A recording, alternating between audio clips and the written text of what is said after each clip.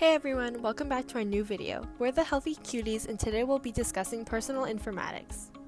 So first we will talk about data acquisition, which is the ability to acquire data about oneself. It has become widely available and is no longer the domain of hospitals and laboratories.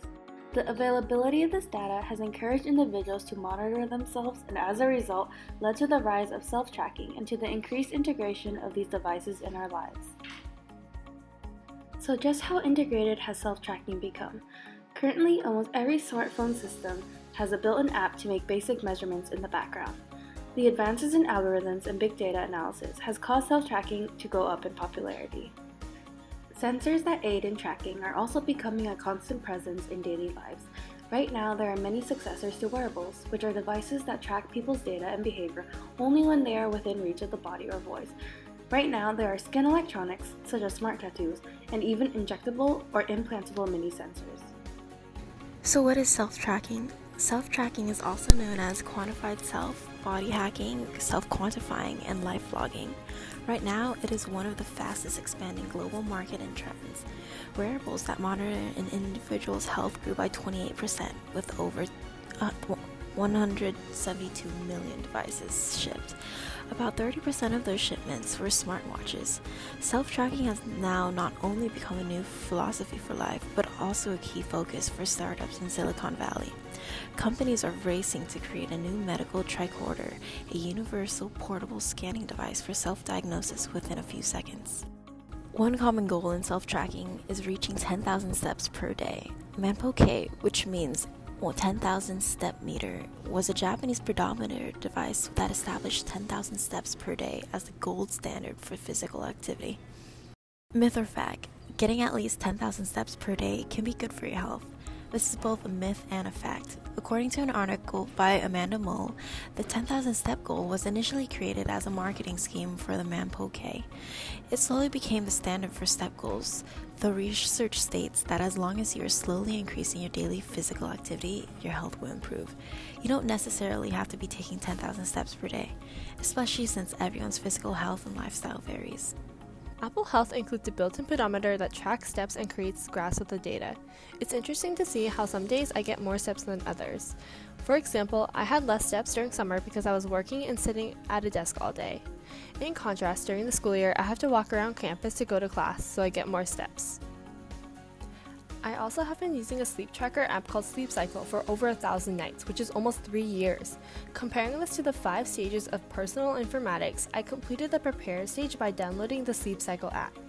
It has become a habit to use the app every night, which is the collection stage. Over those past 3 years, I got an average of 6.2 hours of sleep per night. This is an example of the integration stage, since my data is compiled and analyzed. Data collected overnight includes stages of sleep, length of time asleep, length of time it took the user to fall asleep, and so on.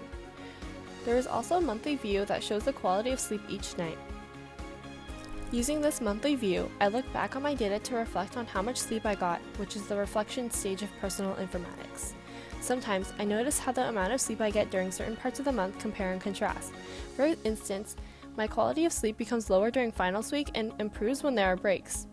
During the action stage, I can choose to improve my sleep and health by trying to be more mindful of practicing self-care. An example of an individual who had a personal experience with self-tracking/monitoring devices is Aaron Anderson, a cancer surgery patient survivor. He said previously that even though his medication had cured him, it did not make him healthy. He emphasized that tracking through wearables helped him regain some control over his health. In an interview, he mentioned, "When I visit doctors, they might only look at my latest blood test results, for example.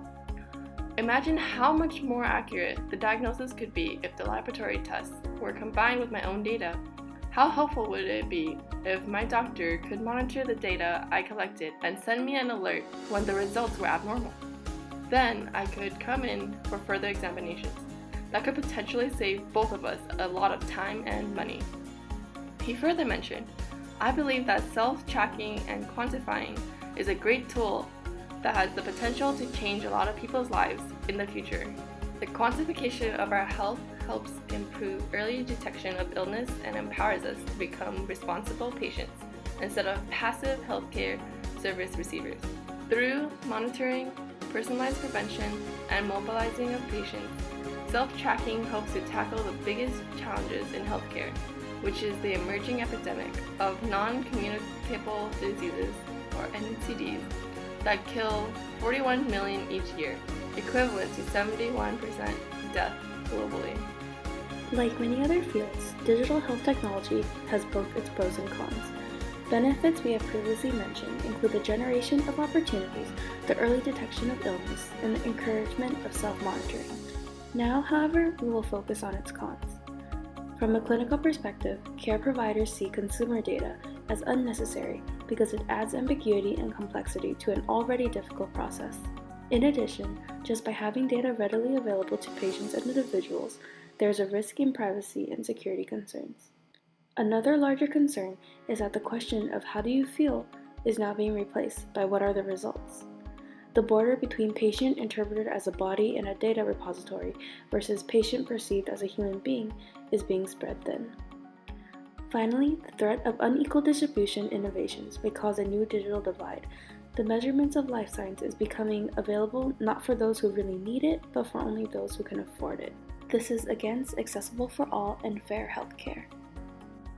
Here's a summary of what we learned this week. First, health technology is becoming omnipresent in our lives. This is because self-monitoring is a new philosophy for taking care of our health. In addition, rather than focusing on achieving 10,000 steps a day, gradually improving daily physical activity has shown to be just as effective, if not more. Next, instead of being passive about our health, we are becoming more active participants by tracking how we feel, our physical activity, diet, sleep, and more.